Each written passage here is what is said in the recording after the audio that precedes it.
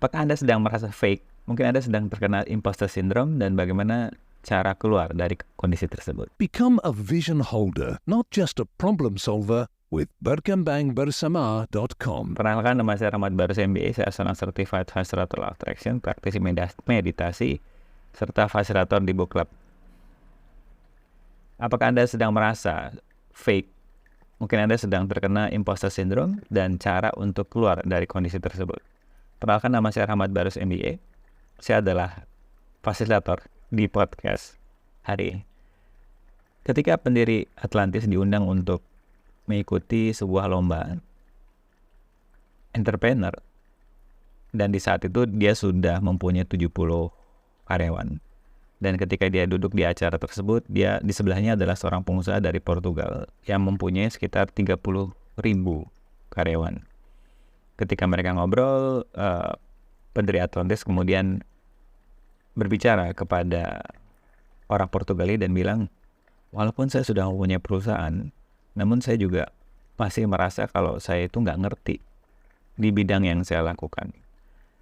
Si pengusaha dari Portugal yang mempunyai karyawan sampai 30.000 orang ini menjawab, sama, saya juga.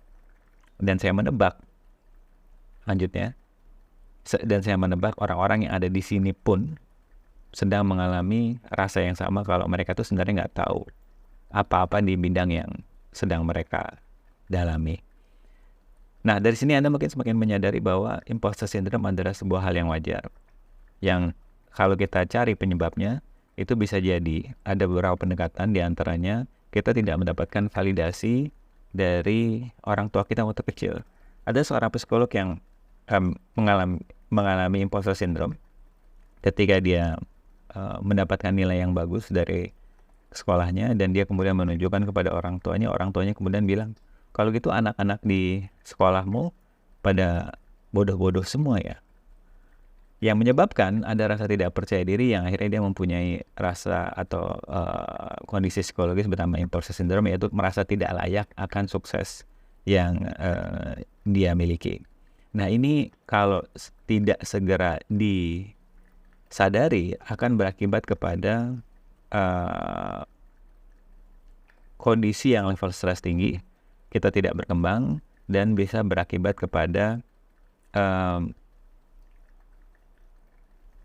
karena apapun langkah yang kita ambil keputusannya, kalau kita masih mempunyai kondisi imposter syndrome, keputusan yang kita ambil itu biasanya dari rasa takut. Perusahaan banyak yang bangkrut misalnya, itu menurut pengamatan saya, rata-rata ownernya atau pimpinannya itu berfungsi dari imposter syndrome. Oleh karena itu, bagaimana cara keluar dari kondisi ini? Yang mungkin bisa Anda pertimbangkan adalah gunakan pendekatan dari non-duality. Non-duality adalah melihat tidak ada namanya tidak sukses dan tidak ada namanya sukses, yang ada hanyalah kita sebagai infinite being. Ketika Anda menyadari bahwa yang paling penting ketika kita berkarya, apakah kita sudah bersenang-senang memaksimalkan potensi kita. Ini lebih penting dibandingkan kita mengejar yang namanya kesuksesan atau kita punya ekspektasi. Albert Einstein pernah mengatakan definisi orang gila adalah berusaha untuk mengendalikan hal-hal yang dia tidak bisa kendalikan, yaitu hasil akhir, dan tidak berusaha mengendalikan hal-hal yang dia bisa kendalikan, yaitu usaha dia menuju ke sana. Oleh karena itu, cara paling mudah untuk menetralkan kondisi imposter syndrome adalah kembali ke dalam inside journey. Sadari bahwa kebahagiaan itu pusatnya di dalam diri kita. Dan yang paling penting, validasinya itu apakah kita sudah berikan ke diri kita sendiri dibandingkan kita masih menunggu atau meminta validasi dari orang lain. Karena kebanyakan orang-orang di luar sana terjebak di imposter syndrome karena ternyata setiap karya yang dia lakukan adalah untuk mendapatkan validasi dari orang. Rick Rubin adalah seorang produser musik. Dia mengatakan, dari beberapa musisi yang saya produseri dan berhasil sukses, itu rata-rata mereka berkarya untuk mereka sendiri, bukan untuk orang lain. Oleh karena itu, sadari imposter syndrome adalah sebuah hal yang wajar, semua orang mengalami. Nah, yang membedakan kita dengan orang-orang yang masih terjebak di kondisi tersebut adalah kita menyadari tugas kita di kehidupan ini adalah mengekspresikan potensi, terus berkarya, Karena ada sebuah pendekatan obat depresi adalah ekspresi. Jadi kita diciptakan di kehidupan ini adalah terus berkarya, bersenang-senang menciptakan hal-hal yang kita suka. Dan temukan versi berkarya, versi Anda, dan berhenti melihat orang lain. Karena berkarya versi saya adalah misalnya menulis artikel yang berkaitan mengenai mental health, dan mungkin berkarya versi Anda adalah masak, menciptakan menu-menu yang seru, yang enak. Jadi berhenti membandingkan diri Anda dengan orang lain. Pastikan Anda sedang membandingkan diri Anda dengan diri Anda yang sebelumnya.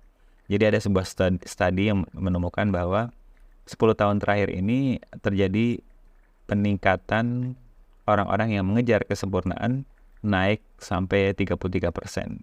Kenapa ini terjadi? Karena sosial media, karena kompetisi, karena membandingkan diri dia dengan orang lain, dan orang-orang ketika berkarya itu selalu mengejar kesempurnaan. Dan seperti yang kita sudah bersama, kesempurnaan adalah cara tercepat mematikan kreativitas. Oleh karena itu, saran saya berhenti membandingkan diri Anda dengan orang lain, berhenti mengejar kesempurnaan, dan pastikan Anda bersenang-senang dalam usaha Anda menuju ke mimpi Anda. Apakah Anda sedang menikmati prosesnya? Itu yang paling penting. Asik ya? Sampai ketemu di kesadaran-kesadaran berikutnya. Keep having fun. Bye-bye.